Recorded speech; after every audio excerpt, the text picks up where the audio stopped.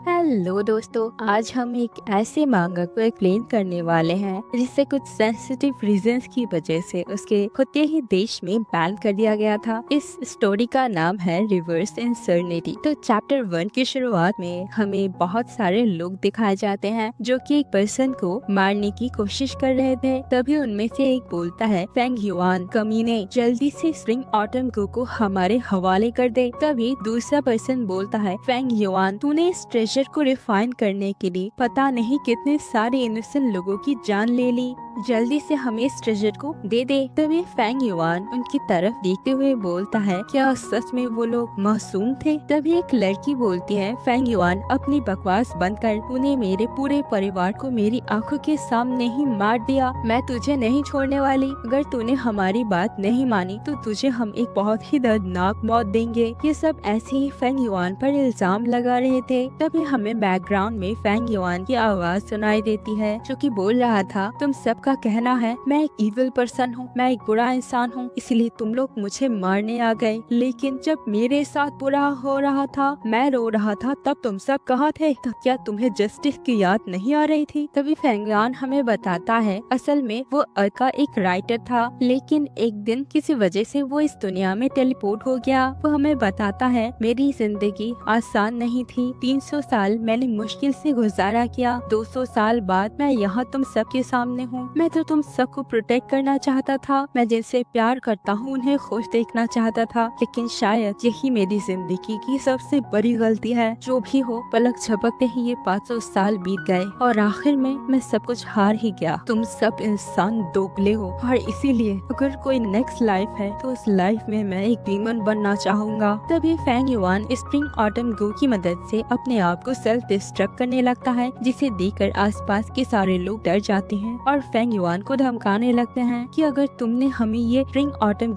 नहीं दिया तो हम तुम्हें नहीं छोड़ेंगे, हम तुम्हें बहुत ही दर्दनाक मौत देंगे। लेकिन फेंग युआन उनकी बात को इग्नोर करके खुद को डिस्ट्रैक्ट कर लेता है। तभी हमारा सीन शिफ्ट होता है और हमें एक एंसेस्ट्रल हॉल दिखाया जाता है जहाँ पे बहुत सारे लोग अपने एंसेस्टर से ब्लेसिंग मांग रहे थे। तभी हमें गो यू क्लैन का हेड दिखाया जाता है जो अपने एंसेस्टर से प्रे कर रहा था कि एंसेस्टर प्लीज आप हमारी यंग जनरेशन को ब्लेस करना। इस बार हमारी क्लैन में बहुत सारे जीनियस पैदा हुए हैं जो आगे जाके हमारी इस क्लैन का पिलर बन सकते हैं। एंसेस्टर, उसे उन सबको आपकी ब्लेसिंग की जरूरत है। ये कहकर वो एंसेस्टर टैबलेट के सामने खुद का सिर झुका देता है। तभी बैकग्राउंड में कुछ सर्वेंट्स बात कर रहे थे। पिछले वाला कू सेरेमोनी बहुत ही खास था क्योंकि उस वक्त बहुत सारे आउटस्टैंडिंग जीनियस निकल के आए थे। पता नहीं इस बार की सेरेमोनी में हमें कौन सा आउटस्टैंडिंग टैलेंट देखने को मिलेगा। मैं प्ले करता हूँ कि हमारे क्लैन से भी कोई टैलेंट निकल कर आए। पिछले 3 साल से गोयू क्लैन में कोई भी टैलेंटेड पर्सन देखने को नहीं मिला। तभी दूसरा सर्वेंट कहता है, तुमने सही कहा, दूसरे विलेजेस कितने आगे निकल चुके हैं, खास करके बाई विलेज का बाई चैन। यार उसका टैलेंट कितना टेरिफाइंग है। सिर्फ 2 साल की मेहनत से ही वो लेवल 3 का गो मास्टर बन गया, जहाँ पे लोगों को 10 से 15 साल लगते हैं इस लेवल को अचीव करने में। मुझे तो लगता है कुछ सालों में वो अपने एंसेस्टर को भी पीछे छोड़ देगा। यार काश ऐसा ही टैलेंट हमारी क्लैन में भी होता। तभी एक सर्वेंट उसकी बात को काटते हुए बोलता है, अरे तुम लोग चिंता मत करो, सुना है इस बार हमारे गुयू विलेज में एक यंग जीनियस पैदा हुआ है। सिर्फ 3 महीने में ही वो बोलना सीख गया था, 4 महीने में चलना सीख गया था और 5 साल के अंदर ही मुश्किल से मुश्किल किताबें पढ़ रहा था।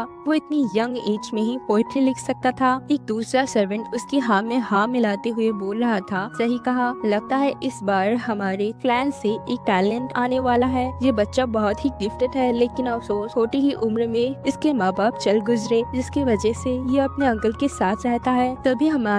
तभी हमें क्लैन हेड को दिखाया जाता है जो कि बोलता है, इस बार की गू सेरेमोनी में हमारा क्लैन किसी से भी पीछे नहीं हटने वाला। इस बार हमारे क्लैन में बहुत सारे जीनियस हैं, लेकिन ये लड़का फेंग युआन अगर एक अच्छा टैलेंट शो करता है तो इससे हमारे गू यू क्लैन को बहुत ही फायदा होगा। अगर इसके पास एक बी ग्रेड का भी टैलेंट हुआ तो भी मुझे लगता है ये आगे जाकर हमारे क्लैन का एक स्ट्रॉन्ग पिलर बन सकता है। तभी कुछ एल्डर्स मन में सोच रहे थे, अगर वो फेंग युआन हमारी फैमिली का हिस्सा होता तो हमें लाइफ टाइम के लिए प्रॉस्पेरिटी मिल जाती। काश उसके पिता और माँ जब मर गए थे तब हम उसे गोद ले लेते तो हमें किसी भी चीज की चिंता नहीं करनी पड़ती। ये लड़का एक आउटस्टैंडिंग जीनियस है। तभी क्लैन हेड उनकी बात को रोकते हुए बोलते हैं, मुझे पता है तुम लोग मन में क्या सोच रहे हो, लेकिन याद रखना तुम्हारी कोई भी चीज हमारे क्लैन को नुकसान नहीं पहुंचानी चाहिए। जिस पर वो दो एल्डर्स भी हामी में जवाब देते हैं। तभी प्रेयर्स खत्म हो जाते हैं और सब प्रेयर हॉल को छोड़कर चले जाते हैं। दूसरी तरफ क्लैन का हेड सोच रहा था, अभी भी हमारी क्लैन के पास एक उम्मीद बाकी है। मुझे उम्मीद है कि हमारे क्लैन के जो यंग जीनियस है वो हमें कभी भी हमारे क्लैन का सिर कभी भी झुकने नहीं देंगे। तभी हमारा सीन शिफ्ट होता है और हमें एक लड़का दिखाया जाता है जो कि अपने आप को और इस विलेज को देखकर बोलता है, गो यू विलेज, क्या मैं 500 साल पीछे आ गया? लगता है स्प्रिंग ऑटम गो ने सच में काम किया है। मैं वक्त में पीछे आ चुका हूँ। आखिर इस गो ट्रेजर की खासियत ही है कि ये वक्त को कंट्रोल कर सकता है। आखिरकार इस दुनिया के सबसे ताकतवर गो ट्रेजर्स में इसका रैंक 7th है। लेकिन सच में मैं 500 साल पीछे आ गया। भले ही मेरे पास अब 500 साल की कल्टीवेशन नहीं है, लेकिन 500 साल का एक्सपीरियंस और मेरी सारी यादें।